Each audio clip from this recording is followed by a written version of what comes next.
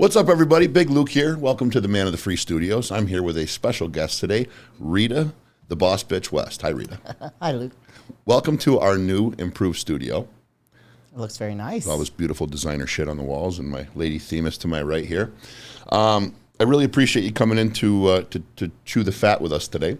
What we usually do when we have guests in is we start with how the hell do we know one another? So, Rheta, do you remember how we met?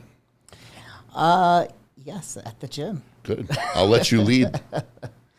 Oh, gosh. I don't even know how long ago it was now. So what, like?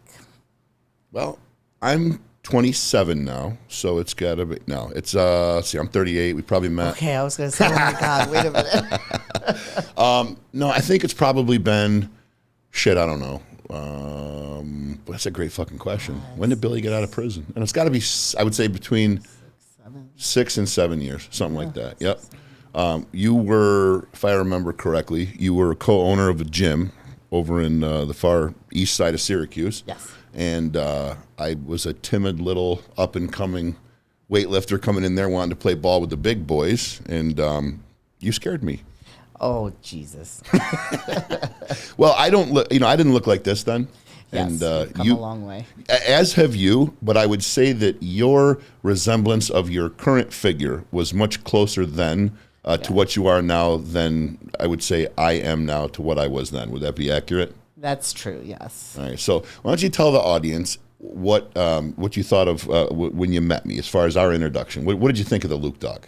See, now, and that's what I was going to say, is that you're just hard on yourself, because I thought you looked great then. You were, you were very fit looking then, whereas now you're just fucking huge. See, that's the way that people who are fucking huge nicely tell people who have some muscle structure that they're getting there. You look fit. That's what you tell. That's like when a fat girl shows up to the prom with the dress. You go, oh, no, you just look big boned. Yeah, I look fit. I get it. Thank you, Your Highness. But anyways, okay. So you thought I looked fit. Thank you. I appreciate that. Do you remember our first conversation? I do. I don't know. I don't either. It's okay. That wasn't a trick question. It's just no. It was something like I went in there. I kind of observe. I did like I think anybody does when they go into an environment that they're a little timid. They go in there. They kind of observe. They figure out where they fit in. They see what others are doing. They see what's acceptable behavior, what is not, what are the norms, things you don't say, etc. And then they just kind of exist. And then they hope that somebody makes conversation with them.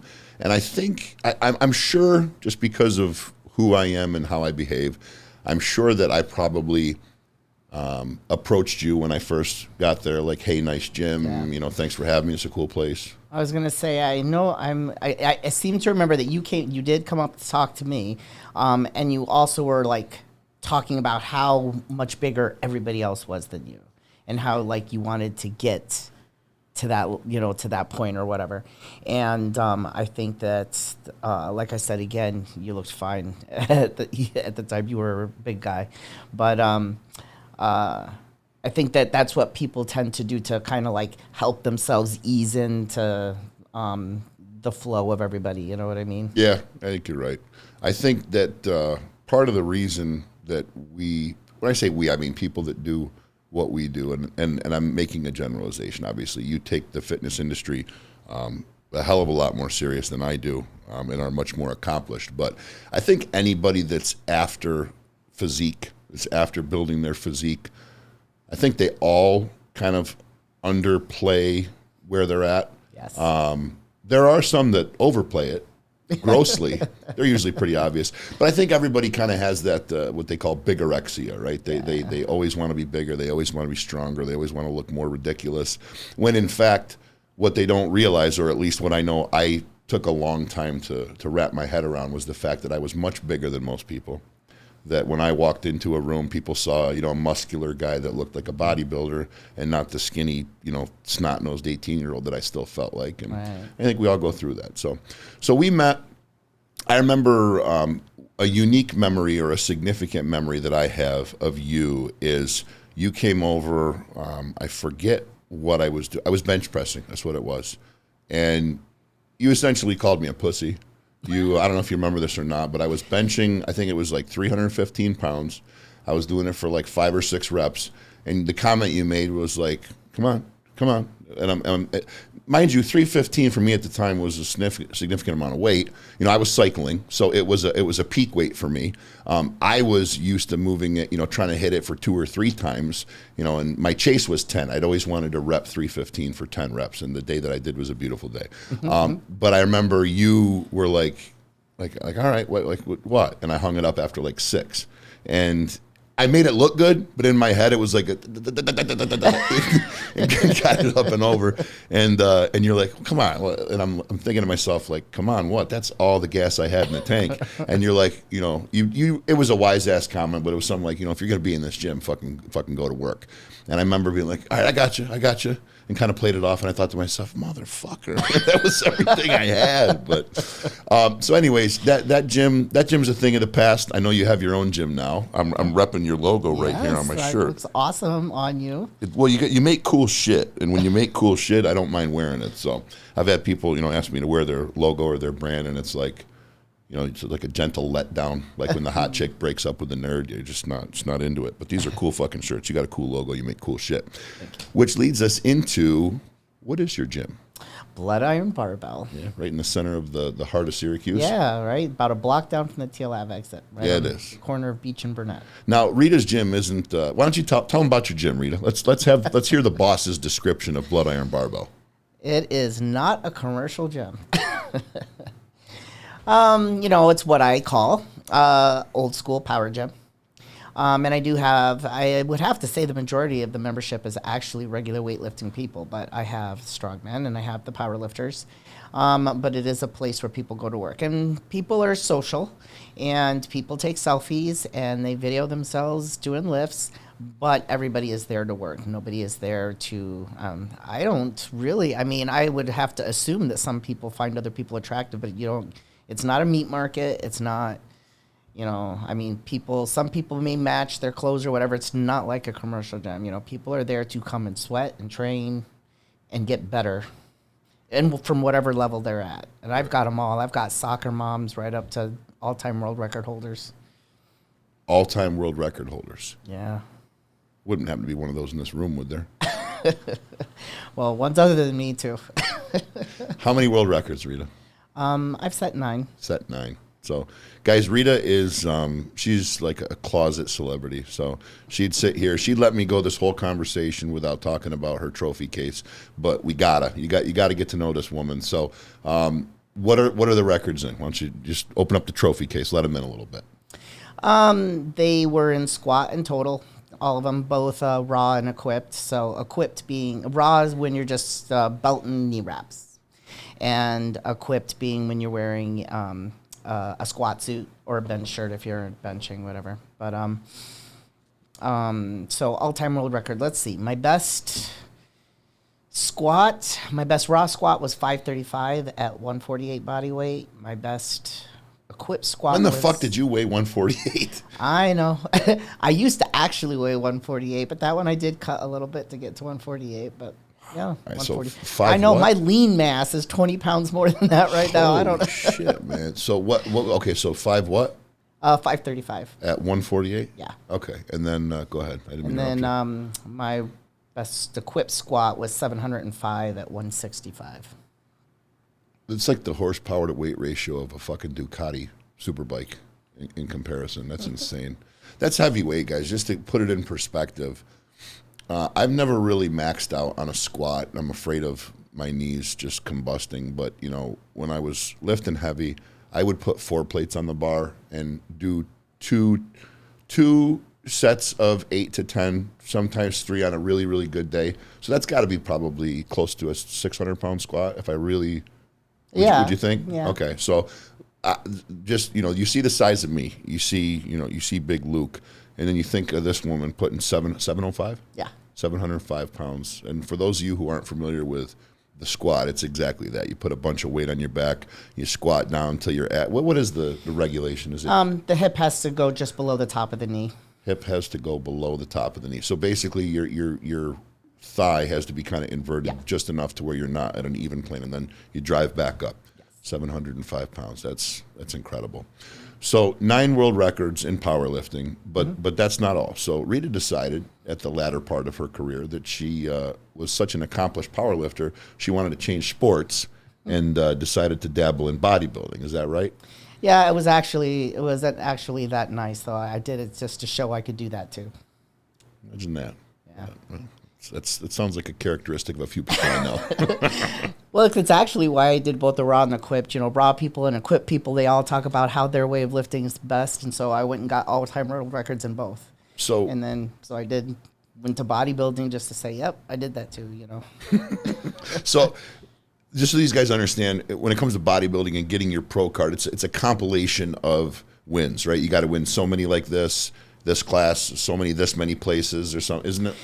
You got to place, if you go to a local or, a lower level show and you have to place, like in the one that I did, you have to place first or second, and it qualified you for a national show. And then when you get to the national show, it is different for the different divisions, but for women's bodybuilding, you had to win the overall to get your pro card. So, meaning that we were all in divisions. You got your open in the divisions by age. And then the first place winner of each of those got together and did another show amongst each other, and the overall got the pro card. So it's not like you can just walk in and say, "Hey, I'm Rheta West," and they go, "Oh, you're good enough to be a pro," and you get your pro card. You got to work your way up to it. So that's really quite impressive. It's not just as simple as a check mark in a box. You really got to work your way up to that. And cast your humility aside. I don't need you to be humble right now. How long does it take? Excuse me. I want these guys to get value out of this. I want them to understand the level of talent that's in this studio right now. So how long would you say, being perfectly realistic, would it take the average person, or does it take, well, obviously there's not an average person, but the average bodybuilder to get their pro card? And I can answer this only because I've heard so many talked about it, that it tends to be about 10 years. 10 years. So it takes 10 years to get your pro card. How long did it take you? 4 months. So the statistic speaks for itself. So this is a woman that did in 4 months what it takes most people 10 years to do. Now, go ahead. I was going to say, but what I tell people is, yes, that's true, but I spent that 10 years building my body beforehand. I was just doing it in powerlifting. And I remember thinking that. I remember thinking, no, and they appreciate that. And that's just you being humble. But to an extent, yeah. I mean, you were powerlifting, so you were moving weight, you were building muscle and growing muscle. But Rheta, the amount of aesthetic appeal that your figure has in regards to bodybuilding, as far as the symmetry, the muscle bellies, just the way the muscles come together, the way the form comes together, you put a lot of work into that. I did. And that is it is a little different than a powerlifter, and that is something that was kind of unique to me. Not unique, I won't say unique, but different to me as compared to other powerlifters. I did care about my physique along the way, and I had my own ways of training that sometimes weren't typical powerlifting. And I did build that on purpose myself. Yes. Gotcha. So you wanted to be fucking big anyways. Yes, I did. All right. So, we know, somebody built like you, somebody built like me. They're walking down a hallway in a mall somewhere, and everybody's looking over and looking at the show, so to speak. And there's always the hater. There's always the mealy-mouthed fuck that can't understand that just hard work and determination does great things. And they make the comment like, "Oh, I could fucking do that too if I did steroids." So, question number one: can anybody do that just by taking steroids? No. Okay. Did I say question number one? I did, right? So yeah. This would be question number two. Do you use steroids? Yes, I do. Yeah, me too. So that's something that our audience knows about me. But it's important that people understand reality. And that's part of the reason that I'm here. It's part of the reason I do this show. And it's part of the reason I'm so grateful when people like you, and when I say people like you, I mean people that have accomplished tremendous things, have the balls or the lady balls to go in front of a camera and just open up, just talk reality, right? Yes. I think that's one of the major things that we're missing in society today. And not to get philosophical, but I mean, you say you agree, and I appreciate that. Give me some insight into how you agree. Meaning, what do you, with what I just said, where does your mind go on that? Well, first of all, I know that as I was coming up, there was a lot of things that I had questions about, mistakes that I've made along the way that could have been avoided had there been other women to talk to about the things that I wanted to do, or were starting to do, and they just weren't honest about it. You know, it was a taboo topic to begin with, and even more so for women, and I don't know if they just felt like they were cheating or what it was, you know, but women were not honest with each other about, not even with each other in private about it. Really? And so it's been important to me, as I started coming up, to make sure that females coming up behind me didn't have to feel that way. Because women wind up turning to guys who give them, you know, ridiculous advice. They treat them like smaller versions of guys, and it's just not the same. But I think that it's important also for anyone even deciding on which direction they want to go in with their careers, bodybuilding, powerlifting, whatever, to know the truth about what goes into getting there. And it's not all just the steroids and the training too. A lot of it's personality. There's a lot of things. But I definitely know that there came a point I was completely natural when I got to the third highest squat in the world. I was number 3. No shit. Yes. But the 2 above me was a big jump. And that's what happened. You always knew where it got to that point, is this is as far as you're going to get without, you know, some sort of assistance. No shit. It was that distinct of a line. Yes, it was. And I would always say it's about 100 pounds in every lift. It would be 100 pounds. Yeah, there'd be like this big. Yeah, I was. Guys, people win Olympics by 5-pound plates and 10-pound plates. Like, I mean, I want them to understand the margins that people are usually winning by are minuscule. You know, max benches, you know, 615 pounds, and it gets beaten by 620 pounds, right? Not 100 fucking pounds. So continue. Yeah. So so that was, you know, I knew that was the direction I was going to have to go in to get that. And so my point is that I'm not saying that you have to take steroids to do well. I was 3rd in the world. That's pretty freaking good too. Fucking But there are choices to be made at some point when you want to be the best, the best. Yeah. And so I don't think that it's fair, some of these people that are coming up and following people who don't give them all of that information, and they think they can attain things that they're going to struggle and beat themselves up trying to attain their entire lives and never be able to get. You mean like the guys that take a protein shake and shake it up and go, Steve's Protein, if you want to look like me. Right. There's no fucking way they do that with protein shakes. Yeah, you know what, Rheta, you struck a chord for me. I'm sure the audience saw my facial expressions change dramatically when you were just talking, depending on where our producers had the camera angle.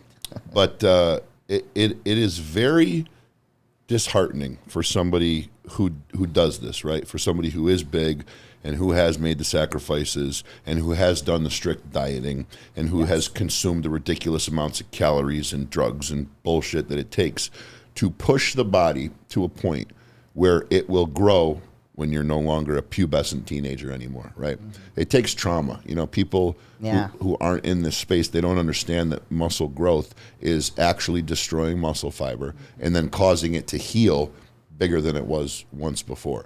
How can I ask you, Rheta, what type of emotional effect did it have on you to look at that leaderboard and know that you had to augment yourself with drugs in order to win? I personally didn't have a problem with that. I mean, it was just a step that needed to be, a choice that needed to be made, and I was willing to choose it. It was no different than deciding what pants to put on the next day. For me, it wasn't that big a deal. That's just me. And that's the way you followed that with "that's just me." You're absolutely right. And that, I think, is what people need to also understand, is that, and probably maybe you do understand, or if you don't, ought to, and that is that people hear somebody say, oh, it took steroids to get from 3 to 1. It was just a necessary step. A lot of people are throwing their hands back going, like, it's a major fucking deal for a lot of It people. is, Rheta. and the advice that I give to other people actually is that it is a huge personal choice, Right. and it is something that needs to be thought about and considered for like in depth. You need to know all the pros and cons of it because it is a big decision. It was just one that I didn't have a problem making. Is my point. Understood. No, I get it wholeheartedly. Let me ask you this question. What's something that you wish somebody had told you? So, I guess that what would have been nice is someone who could have told me. I mean, there's a lot of different steroids out there, and there's different ways to combine them. And so, someone who could have told me what to take and how much. Gotcha. Not just, because the first person I went to a guy, and he put me on this ridiculous cycle. I didn't even take as much as he suggested. It was just absolutely ridiculous, and I had learned over my time, beyond that, I took less and less and less and less, and still got great results, and realized I was taking way too much that first time. Now, I'm curious. So what was your first cycle? Like, what did this dude have you taking? It was something crazy, man. I think it was like, I want to say it was 400 of tren a week, and I can't remember if the test was lower or it had to have been higher because one of them was 600. So Yeah, you would have been 6 with the test because the tren is a 19 norester, I believe, and you want to run those in a heavy proportionate test. Wow, yeah, that's a cycle that would make me big. and it wasn't for long, So I actually did not get any side effects from that first cycle. Not to mention these guys. For those of them who aren't well versed in the fucking steroid world, trenbolone is. I mean, that's the motherfucking murder of steroids. I mean, that's like the Bacardi. No, it's not even the Bacardi 151. That's Masteron. Yeah. It's the fucking moonshine of moonshine is the alcohol as tren is to steroids. Would you agree? Yes, absolutely. And I actually, as I'm saying this, I need to correct myself. For 2 years before that, I did take, it overlapped. It was about a year before that, I took Anavar. Anavar okay. only. Not to say Anavar is not a steroid. It's just in my head. I don't think I wasn't thinking. Most people don't. It's kind of like creatine, right? Creatine, Anavar, protein. They're all in the same fucking family. So that's interesting information. Thank you for that, and I appreciate you sharing that with us. So. Thank you for sharing, because I know a lot of people that have gone through this human pincushion phase with gear, right? Gear, for those of you who aren't familiar, is a slang term for steroids. It's also a slang term for drug addicts as well, as what they use to fix up with. So amazing that 2 paths of my life have both introduced me to the slang term gear. That's also what we call the equipment in powerlifting. That's true. That's true. So thank you for that. And, I strongly encourage, as I'm sure you would as well, and I said this to a guy, the encouragement was going to be to ask somebody that knows, right? Yeah, before you go down that path, it's a fucking lifestyle choice. And it's a major one, as you very effectively put. Young man came up to me in the gym one day, and he asked me about a DECA and a test dosage, okay? Nandrolone, decanate, and testosterone, for those of you who are not encyclopedia steroid tanicas like yours truly. And he asked me for, a dosage, and he said, this guy told me to do this, and that guy told me to do that, and, what do you do? And I said, I'm going to share with you what I do for one reason and one reason alone, and that is because you worked up the balls to come ask me, because I've seen you in that corner for workout after day, and I see you watch me in the mirrors, and I could tell for about a month now you've been trying to work up the courage to come over and talk to me. He's like, you're right, you saw me the whole time? I said, yeah. And so I commended him for working up the courage to come ask the question. And what I said to him, and you can tell me if you agree or disagree, was stop going to the fucking internet, stop looking in the magazines, stop asking the people that want to speak about it. Go to the person that looks the way you want to look. Yeah. That's what I told him. I said, find the guy that looks exactly like you want to look, and then ask him, apart from his genetics, what did he do to get that way, right? Right. Because that, to me, was just a logical deduction. So, give me the we got Themis right to the right of me. She represents balance. She's a big part of my life, and I like to talk about that with most things. So when it comes to anabolic steroids, as far as balance is concerned, when is it too much? Well, I mean, it causes a lot of like serious side effects health-wise. High Okay. blood pressure. It messes with it makes your bad cholesterol higher, makes your good cholesterol lower than it needs to be. There's, there becomes a point where it starts messing with the kidneys and the liver, and when you are staying on so long or taking so much that you're not able to bring your levels back to, or that you're, sending all of your levels that far out of whack and not able to bring them down quickly, then it's, obviously too much. Yeah, I've seen people, I suffer from addiction, and I myself, earlier on in my bodybuilding career, if you will, I had a problem with them. I saw the results. I saw the incredible leaps and bounds that I was making, and it got to the point where, I was over a year into it, and I was like, man, this is fucking great. And then I remember there was a cycle that I remember previously had given me tremendous results. And I did the cycle again, and of course, knocked everything up by about 10-15%, because that's what addicts do. And I was like, man, I'm just not getting the fucking results. And a buddy of mine's like, well, how long were you off before you started the cycle? And I was like, off of what? Yeah. So I had to learn, I did the whole human pincushion thing. I experimented. I've always been that guy that's just taken everything to the extreme degree, right? In addiction, in life, in business, and the upcoming or the upcoming or the come up, if you will, success. Just everything is done to the absolute nth degree. And I did the same thing when I first started using steroids. So people got to understand it's a slippery slope. They got to understand it's a lifestyle choice. They got to understand that for some people the goods don't outweigh the bads. And there's just, would you agree with the following statement?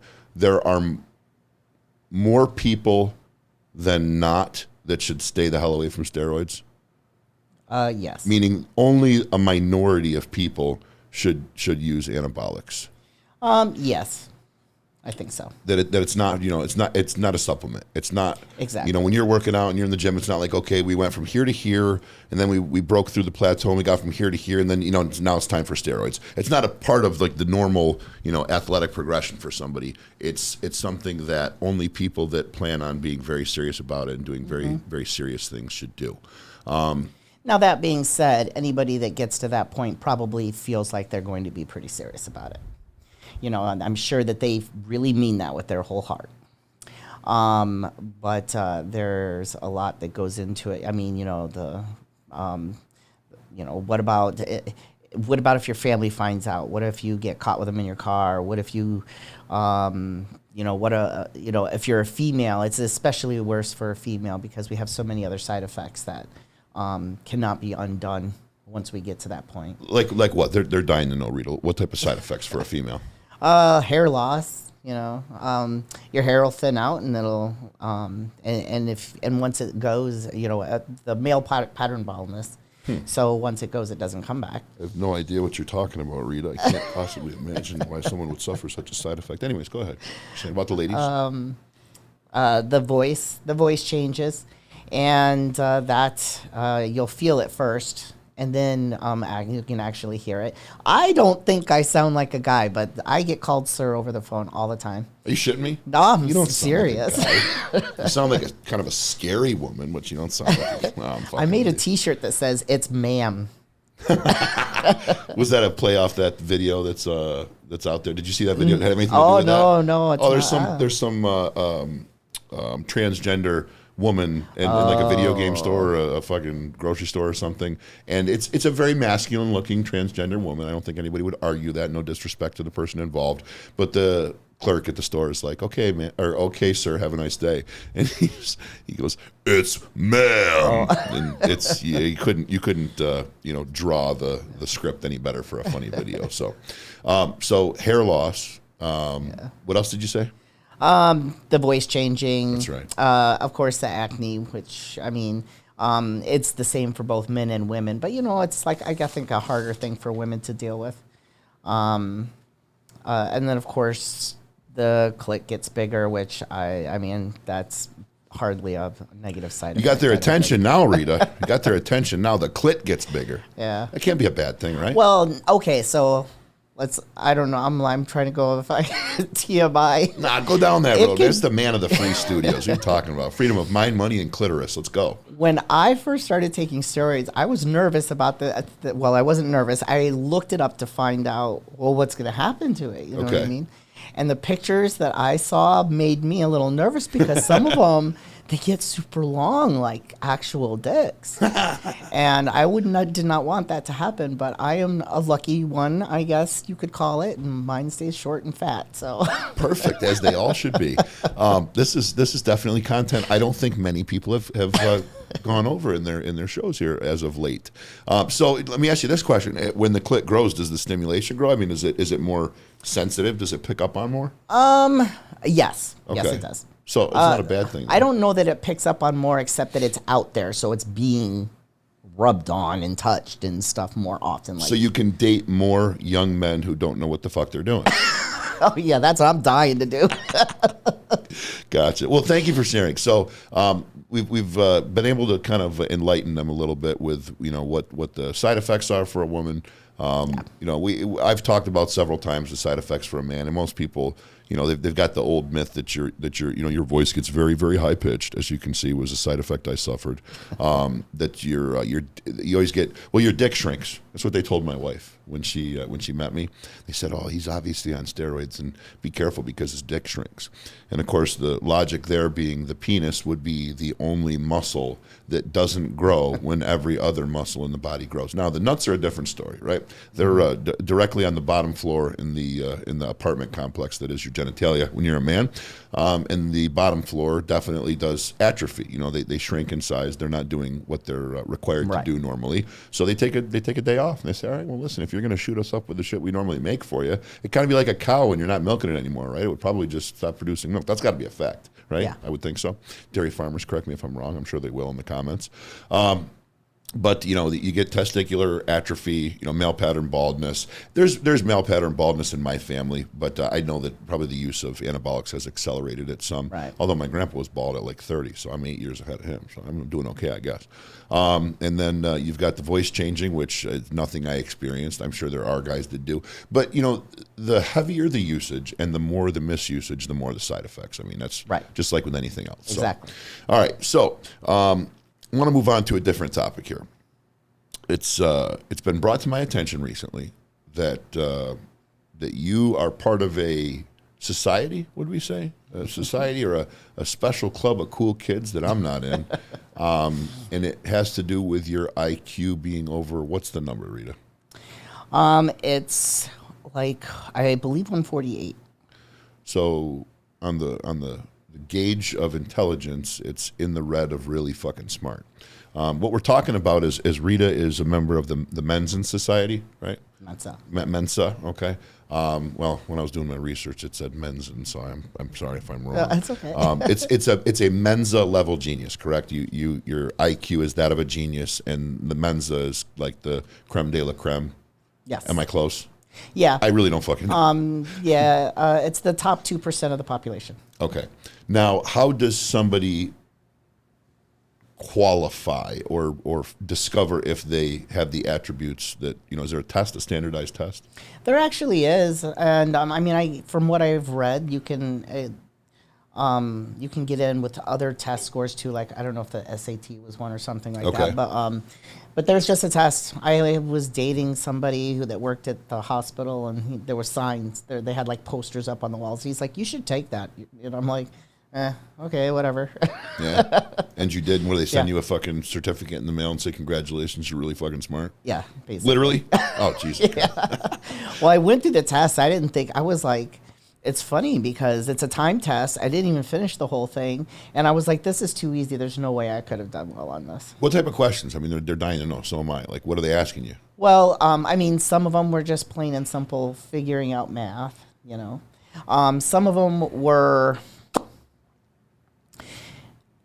they wanted to know how you saw a situation. They're like, so here's the situation, what's going on? Okay. Some of it was, what do you see in this picture? I mean, it was a lot of different things. And so my guess would be is it was a mix of, just plain like things that things that you would have learned in school, so educational, Okay. Conceptual, and just wanting to like gauge how you wrap your head around something. Okay. How to troubleshoot something, how to the word's escaping me, but like when you see a situation, what is it that's going on here? How Perception? do you fix it? The perception of a situation? Maybe. But a lot of it was not just mental. That's the Okay. word I'm trying to avoid using. It's not, it wasn't like it's not a, Instinctual, maybe? Like, what is your... so what I've always said about, I think, people with high IQs. Yep. Okay, because you can have a high IQ and never gone to school a day in your life. Agreed. You know what I mean? Yep. Is that it's not how much you know, it's how easy it is to learn it. Okay. That's what I think high IQ is. I And agree. I have just always been gifted, with things make sense to me that other people have to study and then still may not do well at. Now, do you have an example, by chance, of a moment in your life when there was a situation and you grasped it much quicker than those around you, and you look back on that and it may have been an indicator that you were a genius? I think that math is a good indicator, but that's only because it can be very, there's just so much of it, and it's difficult for other people to kind of grasp, and I can kind of see it. Really? I kind of like, Like a mental chalkboard kind of Yes. thing? No Yes. shit. That's incredible. yeah, and There's I a just psychiatrist out understood- there somewhere that's like dying to talk I to you. know. I just like, what's that dude that had the mental problem? Was it, you talking like Goodwill Hunting, that type of thing? No, or- but it was the one. He was actually a psychopath or something, and was supposed to be on meds or whatever. And when he wasn't on meds, he saw glowing numbers. And what was that movie? No shit, I don't know. Is it like Jeffrey Dahmer or something? There's a new movie all about Dahmer. I don't know. That's incredible. Now I'm interested. Yeah, I'll have to think of the name of it. But There's like a million people right now screaming at their screen right now telling us what it I is. know, right? It's like the other day when I couldn't think of the word investment or instinct or whatever it was. But so math comes real easy to you. You Yeah, can kinda- math, and then programming. Programming was like super. I don't understand how people don't understand programming. Oh, yeah, I me can read neither. I do it in my programming. spare fucking time. I can read code, and it's like sentences to me. You know what I mean? It's like I'm reading a story or something. I understand.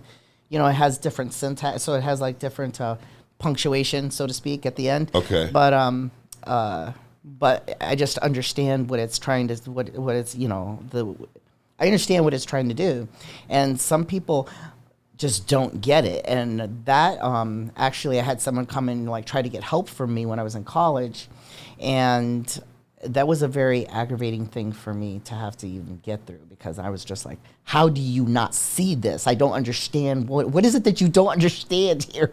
So that's probably a good representation of one of those moments where this Yes. person came in and needed your help on this, and you're looking at them like, dumbass, this is pretty simple. Meanwhile, they're struggling with it and having a hard time with it. Is that like a gift and a curse kind of thing?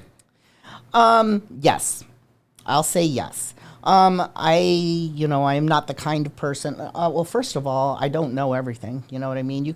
I don't know anything about currency, politics. I don't know anything about it, and so I could get involved in a conversation about that and sound like the stupidest person on the earth. You know? Politics is a danger zone on this show, so we'll just stay away from that.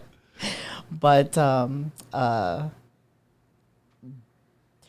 that ability to understand things better makes it difficult sometimes to be in regular conversations with people, because I do tend to I have a hard time when someone's not getting something, or their thoughts, they can't put their thoughts into a cohesive grouping of words. You know what I mean? Yeah. And so I don't want to say when a person's stupid. I don't mean to say it like that, but I do personally, my problem, have an issue with people who can't converse intelligently. I would say, well, thank you for taking a step down and talking to me today. I appreciate it. Oh, stop. I would imagine, I'm trying to visualize this and make some sort of comparison in my life, and I think that maybe me trying to articulate to my 10-year-old stepson how to navigate a vocabulary pop quiz that's sent home from school, and we're talking about, an acronym or proper punctuation. And I'm thinking to him, how do you not see that, don't is what's it called? A conjunction? Now I'm going to make myself look dumb. Contraction. There we go. How do you not see that, does and not, or doesn't, or don't mate well to, like, that level of frustration is probably what you experience with your fellow man when it comes to trying to problem solve and the level of frustration that you have that they don't get it. Well, when I said that I don't talk politics, yeah, and that kind of stuff, and then so when I just made that comment though, it made me think that that's probably why I don't like it, because I have a problem with people who don't make sense. Okay. And when you just opened the door so wide open. When things don't make sense, or when people just believe wild, crazy things just because they're told to, and they don't stop. That my thing is like, think about what you're saying, please, for a second, And so that's probably why I stay away from, because religion, I'm the same way with religion. I can't do it. I can't get into a conversation with you about it. It's because I'm too, rational, I guess, and I think for myself, and I can, I can respond to things based on, a thought process going behind what you're saying, and rather than just believing the words that came out somebody's mouth. They're almost going to think that we paid you to say these things, because you're essentially, you're defining the foundation of this show, which was for me to help people understand and deduce reality from the bullshit that's broadcast. Okay. It's a major part of this show.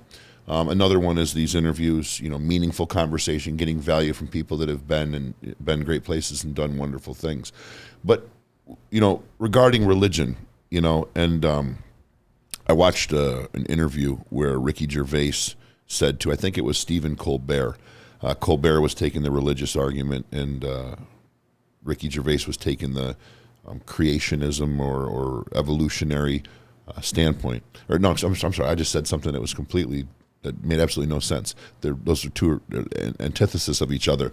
The what's the word I'm looking for? It's a word that pairs with evolutionary. But so Colbert was taking the creationist standpoint, and Ricky was taking the evolutionary standpoint. And Colbert basically called Gervais an idiot for not believing in religion, and you're all science, and you believe everything just exploded out of a little bitty particle. And Gervais's argument was, well, yes, because we can watch it happen.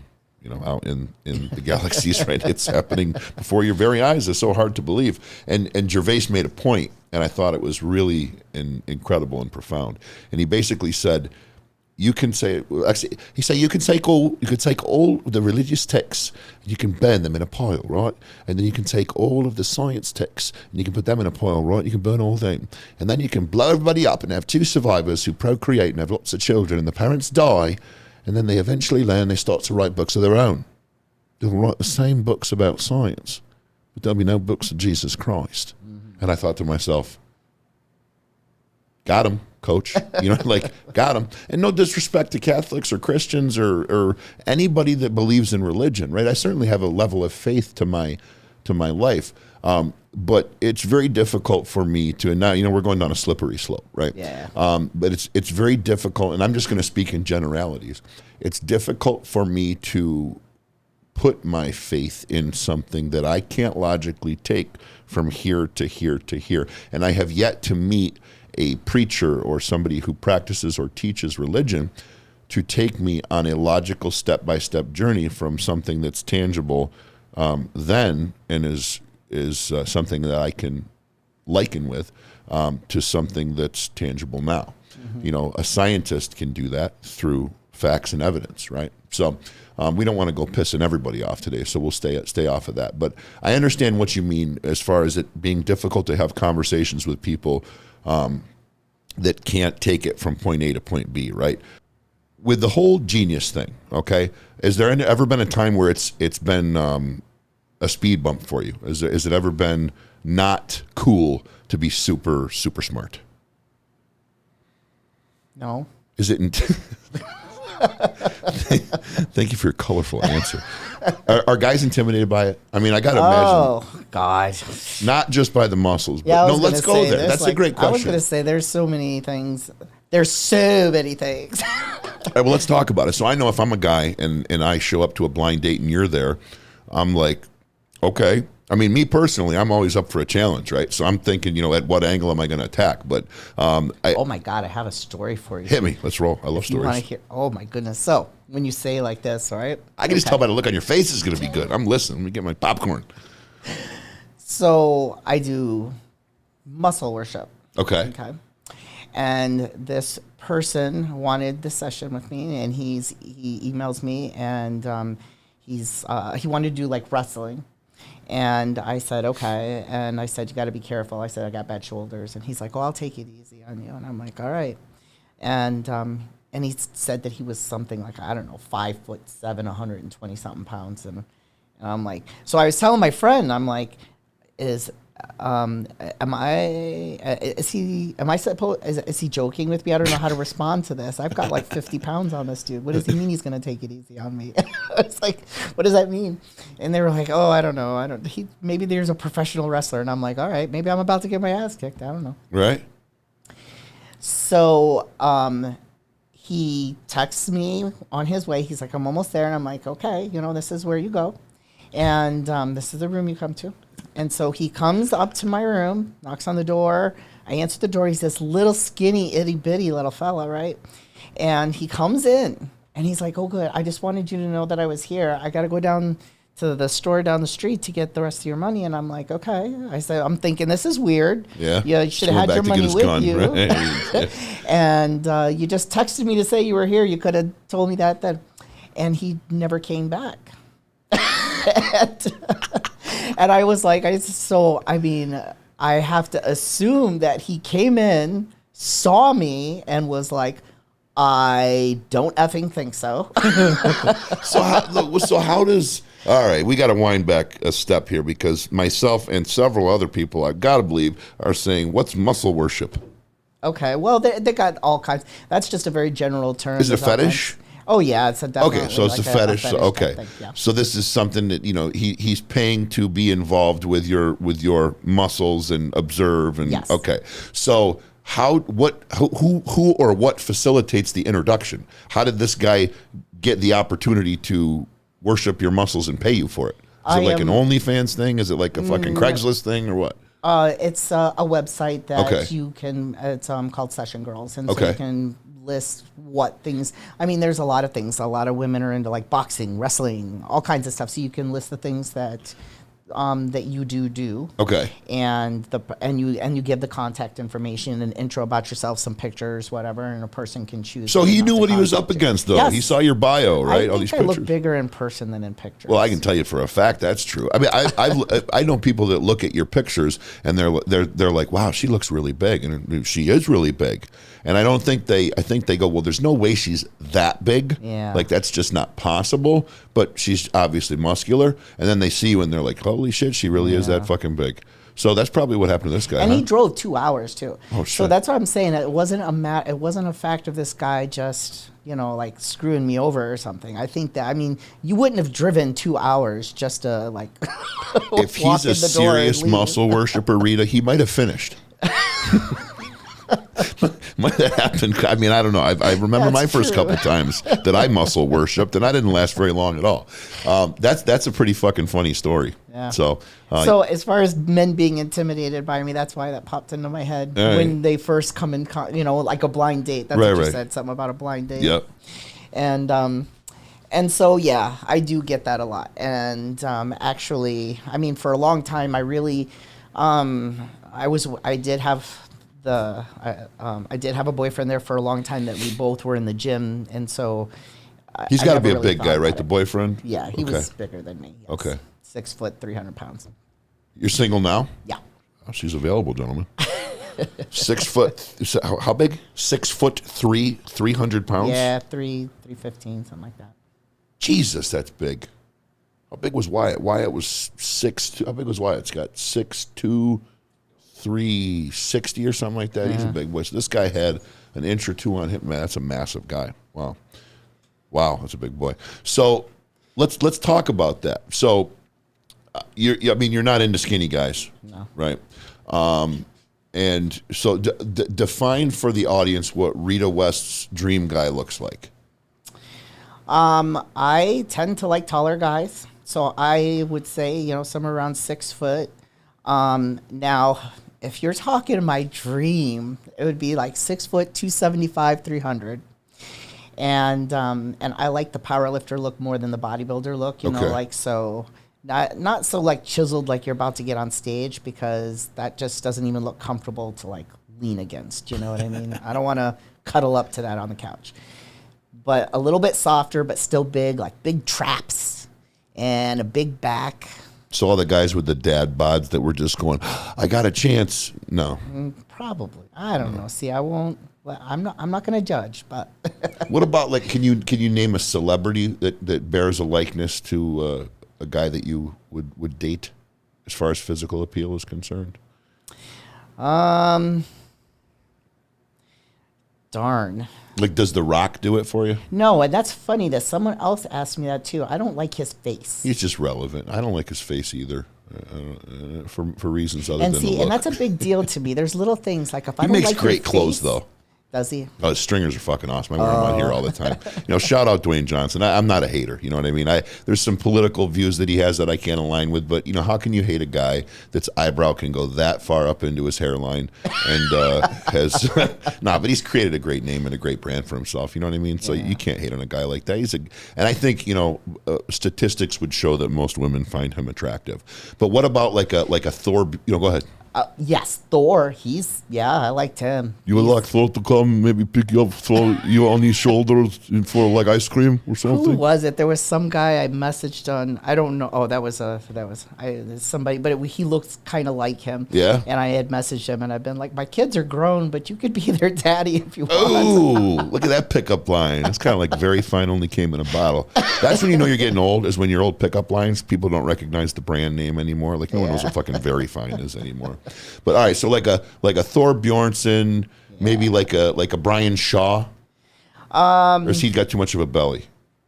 You know who Brian Shaw is? Yes, I know who he is, and I was going to say, I think he lost some weight or something. Yeah, I don't really care for the power belly they call it. You know what I mean? But it doesn't have to have abs. Okay, I got you. So you'll be accepting of a little bit of body fat as long as he's got traps that you can hang from. Yeah, traps. I like traps, forearms, and they got to have legs. I can't handle the little legs. Yeah, my legs are not overly impressive, but they're. Dude, I was feel like you were going to pay me a compliment. I'm going to shut up and just let it roll. I was sitting there looking at your calves earlier. I was like, damn, his calves are big. I've always been blessed with good calves. I could jump real high and run real fast in high school. I looked like a vase. Like I was big on the bottom, then just a little bit on top. And then as time went on, I train legs nowhere near as frequently as I train upper body. That's I'm not one of these guys that'll sit here and try to convince everybody I have a balanced bodybuilding routine and I'm stage ready, and that is not the case at all. I was blessed with good legs. Always had good legs. As I get bigger, as the use of anabolics had grown my body, my legs and their natural form came with it and got more cut. So, and I've always been very strong in the lower body and the back. Legs are strong. Pulls are strong. I'm the guy that can sit down to the lat pull down and rack the weight and do 10 reps. And then, well, you see me in your gym. I broke the damn. Yeah, remember that day? The bar. Yeah. Holy shit. Yeah, I got a witness. It was what is your seated row is what it was, I think. Or no, it was the lat pull down. It was a lat pull down. That goes up to like 3 something, right? Yeah. Or 3. Yeah, and I remember I was rolling. Next thing I know, I heard bang, and then I was on my ass, and like, what the hell just happened? And then I felt really powerful. Yeah. And then I think I asked you to hang the broken thing on the wall or something like that. And I broke a weight belt in your gym too. Do you remember that? Oh no. So in Hercules, I was doing deadlifts, and I grabbed one of like the community weight belts. Yeah. And I was going for. I forget, it was a marquee number for me. It was maybe 705.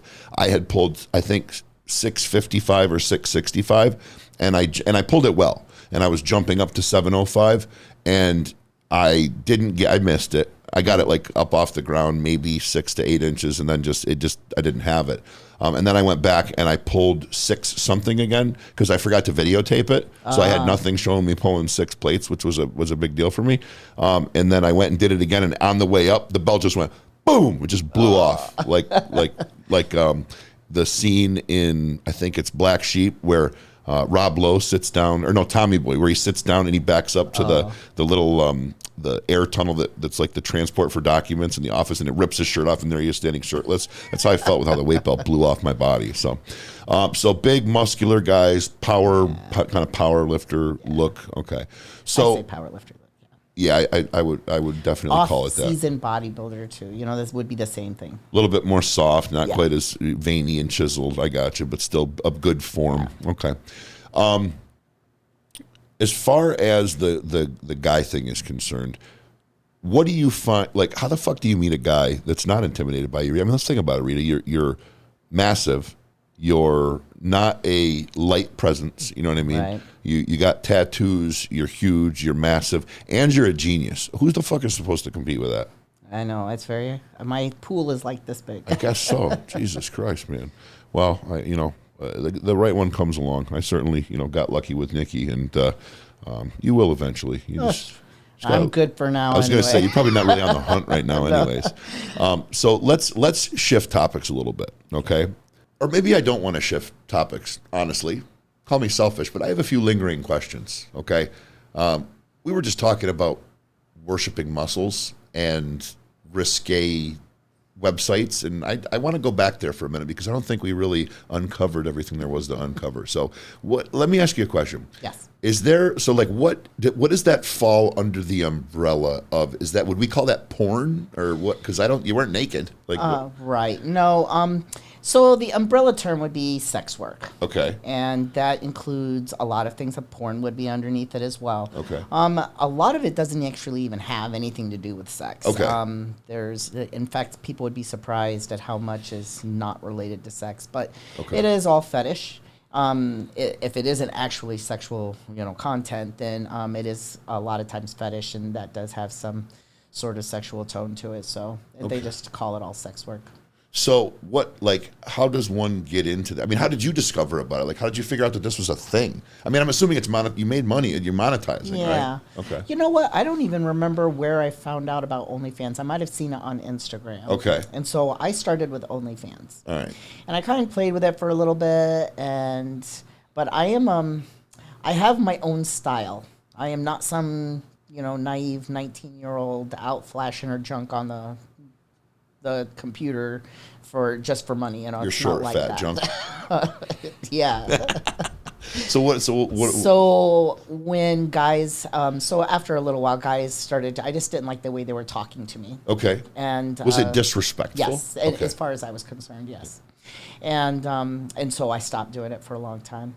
And then I kind of regrouped because it's actually kind of good money. Well, it was for me anyway, and I have to say that I'm in a different niche than a lot of people too, with the muscular body type, and so I am a fetish. Yeah, I was gonna say. So this is like a group of. This is a fetish, okay? Yeah. Right. The guys have, and do they want to be dominated by a muscular woman? Do they want to touch a muscular woman? Yes, it's all of that. All of the above. It's okay. all of that. I gotcha. And now for me, so basically what I do, so OnlyFans kind of was the thing I started with, but as I got more involved in, I do some adult film, and I found that through like a website that's kind of like the help wanted ads for porn. Gotcha. And through meeting people through that, I got involved in the muscle sessions, and I got like opened up to this whole new world of crazy stuff. Oh, shit. But the muscle session, so then that's how I got into the muscle sessions. And so basically I have 3 characters I came up with. Okay. There's Brooke Diesel, and that's my main. Oh, it's not Huey, Dewey, and Louie. All right, I'm disappointed. Okay. Brooke Diesel? Brooke Oh, that's Diesel. tough, man. Yeah. That's fucking Brooke. She's a calendar girl. Brooke is, man. She's the meathead gym rat who comes in, and she's big and just wants to get bigger, and she's stronger than everybody else in the gym. And Oh, shit. yeah. And then there is Trinity. Oh, no, not Trinity. Aries is the dominatrix. Okay. Now, I personally have I have my own personal style for dominatrix because I cannot do some of the things that I get requests for. I'm not I'm not into like degrading men. I can't do that. So like what? This world is foreign to me. So what, when you say degrading men, what do you? They want me. I know marriages that are like that. Not mine personally, man. but they want me to. The biggest thing that I get requests for is to tell them that they're small and puny and I'm stronger than they are, and that and pin them down and tell them how I could break them in half or whatever, things like this. And then it gets even deeper. There was one guy who asked me, I did not do the session, I refused it. But okay. He wanted me to force him to wear panties and then I've talked shit to him. That's a lot of times that's what they say, talk shit. And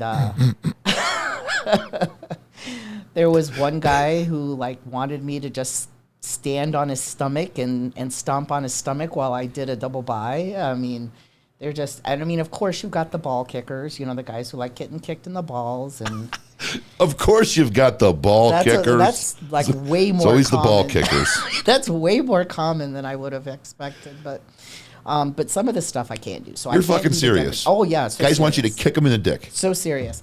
I got some guy, and it's not just that. So like, They don't have to pay me. They just line up. I'll kick a bunch of guys in the nuts. Oh, but they pay well. My lord, Yes, they pay. I need to be a muscular woman. It just seems like it would be so much more profitable than being a muscular guy. Yes, actually it is. And you know what? To be honest, guys do better on the gay side. Yeah. Well, I guess Because I'm out. women don't need to pay to go see some guy do some stuff. You know what I mean? Well, yeah, that's another thing. When they get into the whole equality of gender thing. Obviously there's the whole new topic and subject of gender ideology and all that stuff, and we won't go down that again so slippery slope. But there are certain things that I think are intrinsic in a man and in a woman. Like, for instance, we know that a attractive woman doesn't have to go out and pay for certain things, that she can just request it. And it has to do with the man, how he's built and how his hormones are, right? Mm-hmm. So, yeah, I can't imagine that kicking testicles is something that a guy like me could monetize, although I know I'd be good at it, I'm sure. I know the location. I know how to make it hurt, and I certainly like money. But...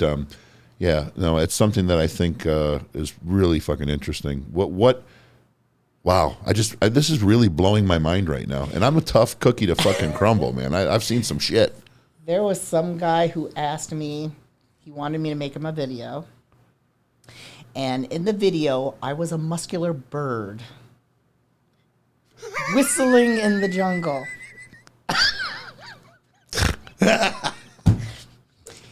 And a lion comes upon me. And he knows he's fucked. I can already see the comments now of people making fun of the way I'm laughing right now. For fuck's sake. Oh my God. Okay, go, please. So now that was the only person, I have to say, in my whole career of doing this, that was the only person I just didn't even respond to that. I didn't know what to say. What the fuck do you say to that? I have no idea. Okay, I'm sorry. I want you to be a muscular bird. Yes. And he was the lion? And no, he wasn't a lion. I come upon a lion. I'm in the jungle. I'm making this video, so that's why I didn't even answer. I'm like, how do I even make this video? I don't. You're a muscular I had bird. to whistle too. I was whistling in the jungle, and I come upon, and this lion comes upon me, and he knows he's fucked. What? I Because don't even I'm have muscular, words. and I'm gonna. Oh, the lion knows he's fucked. Yes, the lion knows he's fucked because I'm gonna kick his ass. Because I'm this muscular bird. What did this guy's childhood have to look like for this to be the center of his mental masterpiece? Yes, doctor. I'm having problems with my fantasization of.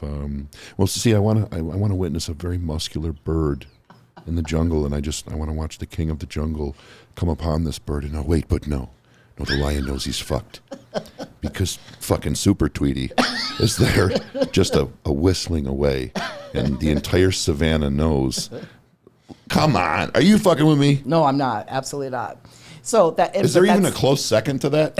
As far as weirdest shit you've ever been requested? Oh, there's been some weird ones. But that being said, to be very honest, here's how I approach it, right? It's I don't judge, okay? Everybody's into some weird shit. People are into shit they don't admit. You know what I mean? There's people, everybody's into something weird. You told me at one point you sold your socks to some guy, yes, right? Socks, panties. Yeah. My shorts. Oh, one guy I had, because in one of my videos I wore this very tight shirt, and and I was posing and everything in it, and he wanted that shirt. So How much money did the shirt bring? the shirt, I sold the shirt for $60. Oh, you're a deal. Yeah, I know. We need to get you an agent. I know. I'm going to start selling your game used clothing, and we'll get a percentage of it. So, you started to say that you don't judge. Yes, I don't judge. Everybody's into something, and a lot of it's weird, and who cares, These people feel like they can't share this with, the rest of the world, the regular world. They can't, or their girlfriend or whatever. You know what I mean? And they've come to me asking for something, and a lot of them. I have come across people who I have literally had to calm down and be like, it's okay. There's nothing wrong with what you're asking, blah, blah, blah, blah. You know what I mean?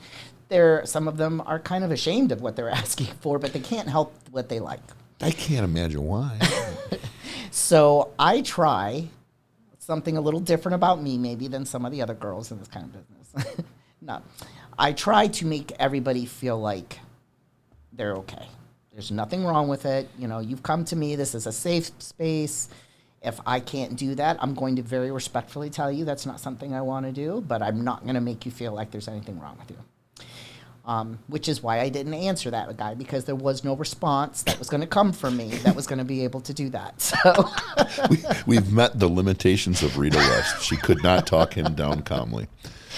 But, as long as it's, I'm not, children and stuff like that, there's nothing okay about that whatsoever. But I'm just talking about normal adult things, what I mean? Just normal bird and lion shit. Yeah, just, Yeah, just the normal stuff.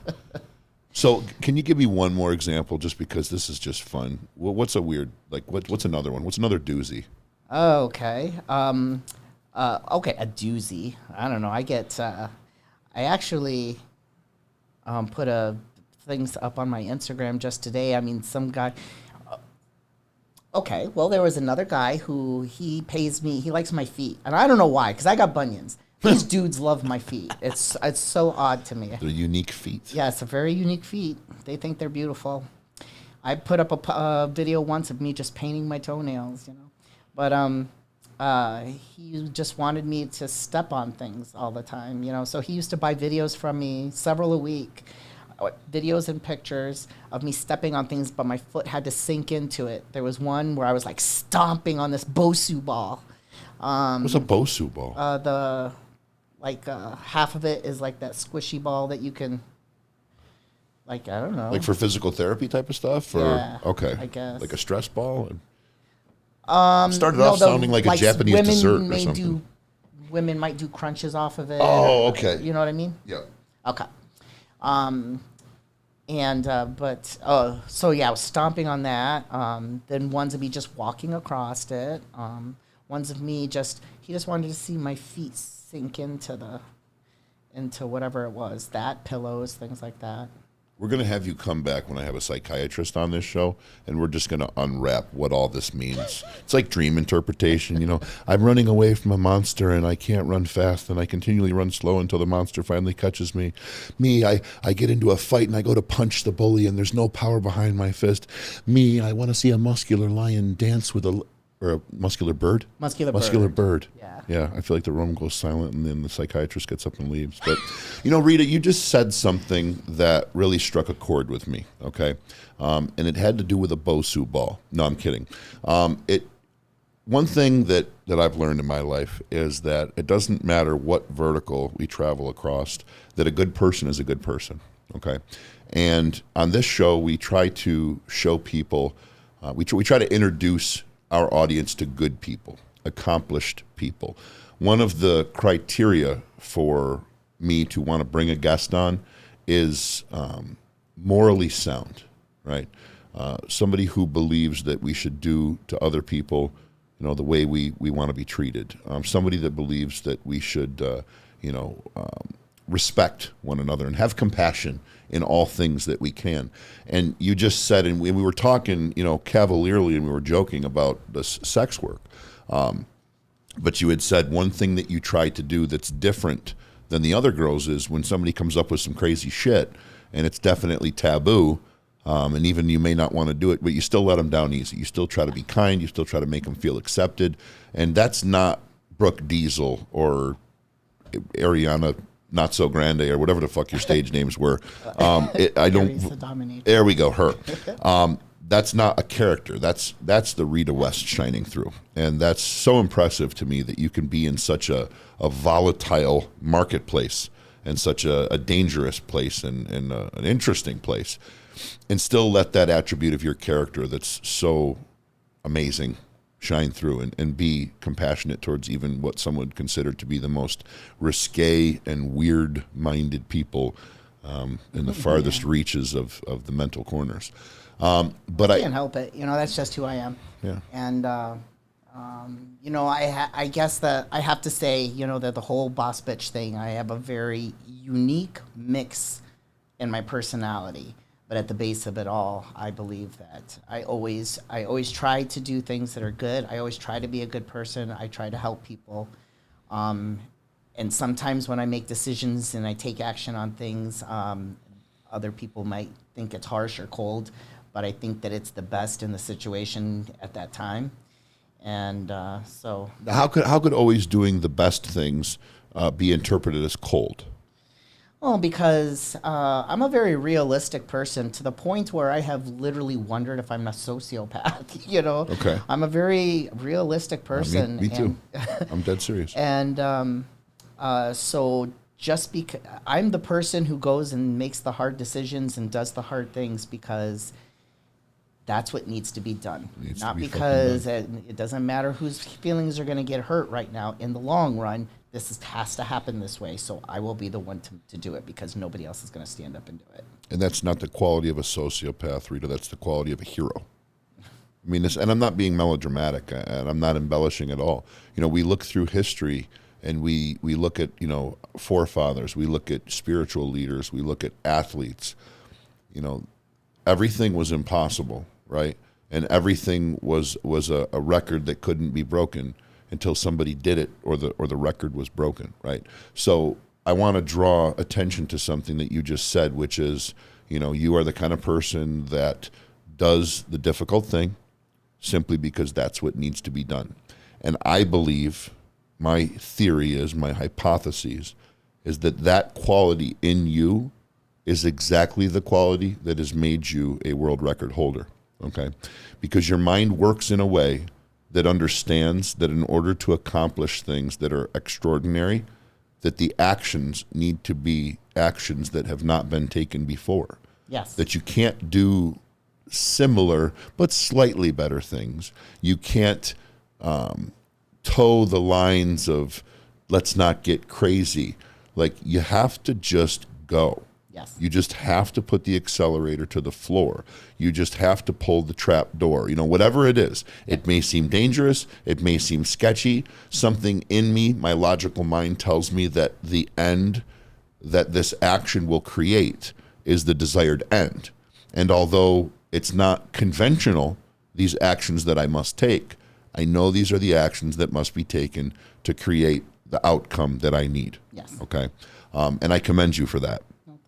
Is that a behavior that has been intrinsic in Rheta West since day one? I mean, were you a 5-year-old kindergartner that just had this set of concrete moral principles? I don't know about that far back. I do know that even like as a teenager, like 14, 13 years old, that I was the kind of person who would do things that other people wouldn't do, but it was more along the lines of like, outspoken or, crazy, almost like attention seeking. Like, I dare you, you won't do that, or you won't say that. Don't ever say that to me. I would have done it in a second. We have more in common than I thought. Yeah.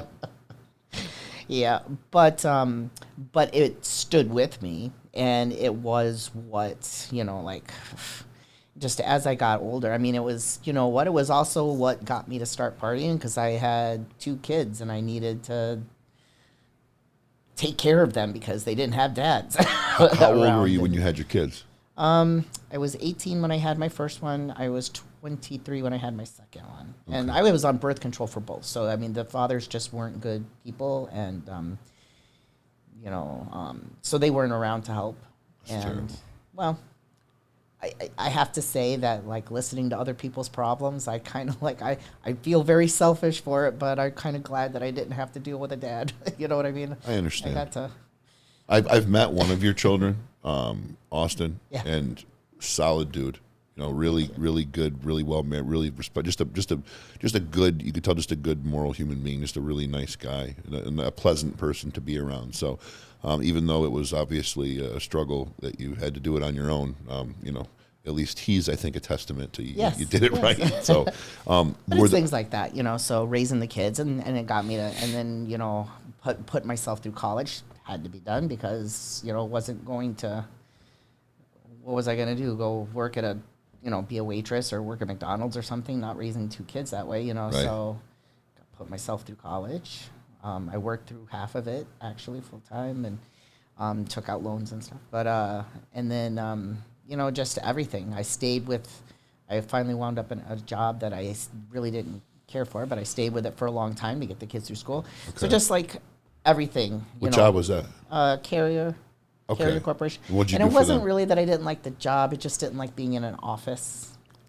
Move your mic a little. I didn't like being in an office, and So you were so you mentioned earlier in the podcast that you were in the show, whatever the hell we're doing here, that you were familiar with code. Did that have anything to do with the job at Carrier?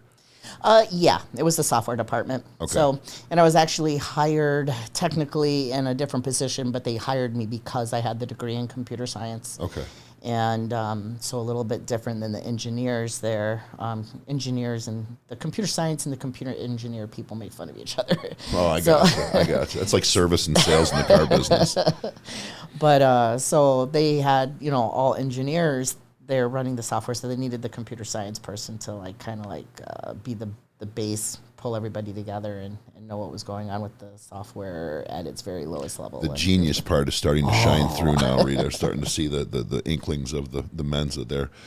So, wow, that's a diverse life, man. Yeah. Holy And cow. I have another story for you. Hit me. So another thing that I get asked for a lot in my muscle worship stuff. Yeah. That that you'll think is funny, I think. It's called giantess. And it is where Sounds like a Western female movie character. Here comes Giant Tess. She got her whips and chains. Look out, yo. It's one word, giantess. Oh, giantess. Okay, I gotcha. Like And- lioness. Yes. Like muscular bird beating up the lioness. And what it is you put the camera on the floor pointing up so that the whole video makes it look like I'm a giant. And I'm talking down to all the little puny men on the ground or doing whatever.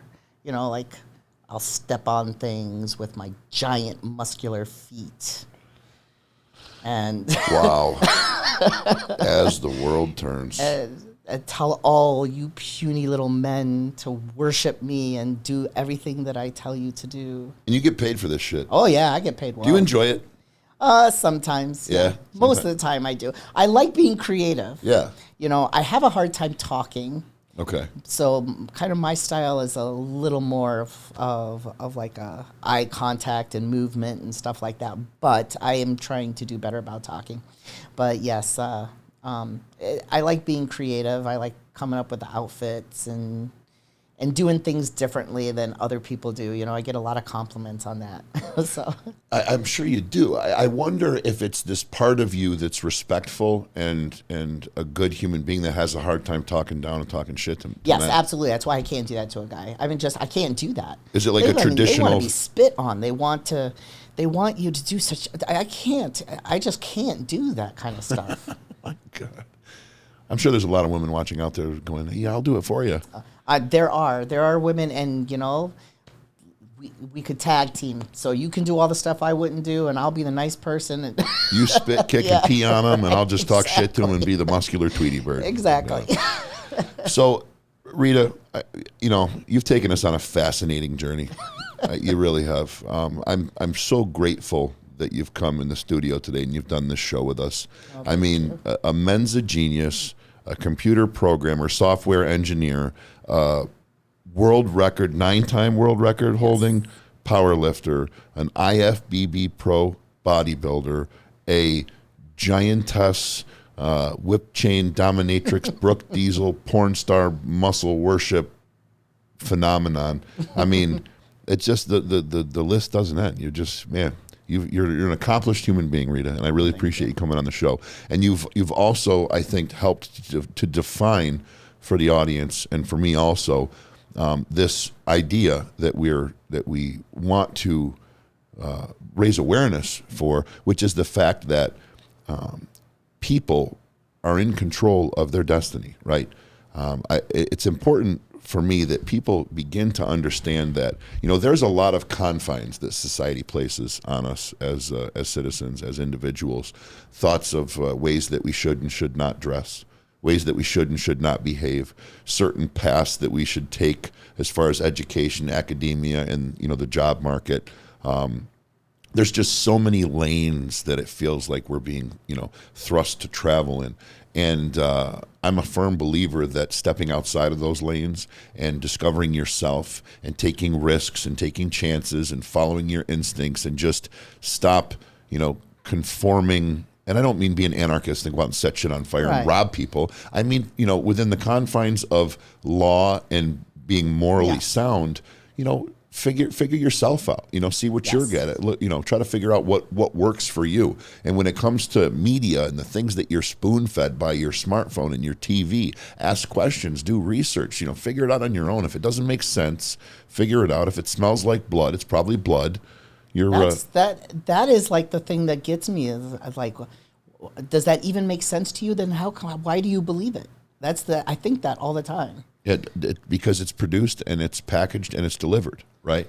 It's like you could be using one brand of paper in your office, and then you see the next week, the Amazon choice is this one. So you select that one, and that's what they send you. Whatever they package up and send to you and tell you is a 5-star rating, whatever they show you and tells you gets 2 thumbs up or 92% on Rotten Tomatoes. It's like society revolves around these rating systems and these mediums of communication that bring ratings and reviews and interviews and commentary, and it's always from the same sources, and it's always about the same bullshit, and it's always packaged in the same box, and it's always spoon-fed to you in the same way. And I'm not trying to sound like an anarchist or a conspiracy theorist or anything of the like. I'm a perfectly logical, sane human being. I'm a businessman. I employ people. But I created this show because we, the people, if you will, we need to start asking questions. We need to start figuring things out on our own. More so, we need to communicate, right? Like discourse, conversation. Yeah. You and I learning about each other. You and I asking one another questions, sharing that information with people and our audience, asking questions about things you don't understand. I could go on for hours, but it's inquisitive, it's logical, and it's reasonable, and it's all qualities that I think we should be.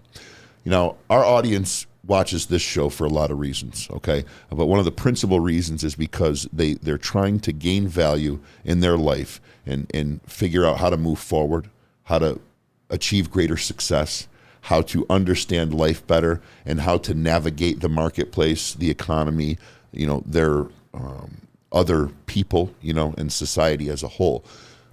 What type of advice would Rheta West, Brooke Diesel, Aries the dominatrix, whomever, but Rheta, what advice would you give anybody? I mean, right down from a young pup that's trying to figure out the world to somebody who's maybe hit retirement and understands that they still haven't figured out what they want to do with their life, but a human being who sees what you've accomplished, sees that you've taken on the world and that you've won and that your history is so colorful and so accomplished, and they go, man, I want that. I want to try those things. I want to break world records. I want to do these kind of things. What can you tell them to help them get there? Well, you're talking about the prepackaged stuff that everybody accepts, and you've got to break away from that, and it's not comfortable, and it's scary sometimes, and I think that it's that people too often just don't want to go near anything that's uncomfortable. And that means a lot of things, whether it be trying something new or lifting heavier weight even. But you've got to, one of the things that I did myself, it was just within, I don't know, the last 5-6 years, was to literally think about the things that made me uncomfortable, and I would go do them, because I wanted to be somebody who was not afraid to go out and do things and tell everybody what I did. No shit. Yep. So not only have I, so I went out and I started doing things that made me uncomfortable, that made me nervous. I don't like being out amongst people. I started going out to like parties where I didn't know anybody, so I sought out things that made me uncomfortable, and I did them on purpose, and maybe I didn't like them and I didn't do them again, but I also found a lot of things that I do like doing right now that I would never have ever I would have never encountered had I not dared to step off the path, do something that wasn't comfortable to me, that kind of was scary, that I didn't know what was going to happen, and I just had to say 1, 2, 3 and dive in. And you have to do that. Otherwise, you are going to live the same comfortable little life. And I'm not saying that it's going to be a bad life, but you are not going to know if it was the best life that you could live. So what you're saying, if I understand you correctly, is that people should force change upon themselves. Yes. They should just say, fuck it. They should just go out there and say, okay, this is, what is it? Is it things that you're curious about? Is it, so you literally, I just want to make sure I've got my head wrapped around this. Mm-hmm. You motivated yourself to immerse yourself yes. into environments that you knew you were going to be uncomfortable in. Yes. And what was your goal? Just to experience and see, okay, that wasn't really that bad, or no, I didn't like that. Okay, so almost like a person who's scared of the dark, locked themselves in a closet with no lights on for a minute just to say, okay, I did it. I know I can survive it. It's not that bad. Sure. Okay, and it sounds like also to maybe discover, hey, that's not as bad as I thought it was, and there was maybe an attribute of that I enjoyed. Yes. So would it be a self-discovery mission? Yes, it has been for me, definitely. Okay. And so if you want me, you're asking for me to give advice to somebody, I know that Please. That's, that would be something that I would say to start doing. If I had done that earlier, who knows what other things I might have accomplished or come across, you know what I mean? So I think that you should start doing that as early as possible, because, it's like college. You go to college and you pick a major. I did. I was in one major, and I took one stupid little programming class. It was Q Basic, some sort of DOS thing. And I was like, this is awesome. And I switched my entire major, and I went into computer science. I was in a business degree. And so, I mean, you've got to go out and make yourself do other things. And it's the things that are uncomfortable are probably going to be the greatest things that ever happened to you in your life. Step outside of your comfort Yes. zone. No shit. Yeah. I mean, there's a reason why those things are scary. You don't know what's going to happen. They're usually bigger. They're, the possibilities of, the outcomes, whatever. It's a bigger than life thing, and that's what makes it scary. And it's why, and I'm not, of course there's lots of factors. I'm not telling everybody to jump off a cliff. But I'm just saying you do need to start pushing your boundaries, and you need to step outside what's comfortable. You can't always stay away from it. You could, but you'll regret that. Well, and that's the thing. So, and that's another main goal I have in doing what I do here is that, hindsight is 20/20. And I always meet people, especially the ones that are successful, that I try to, interview, align myself with, learn from.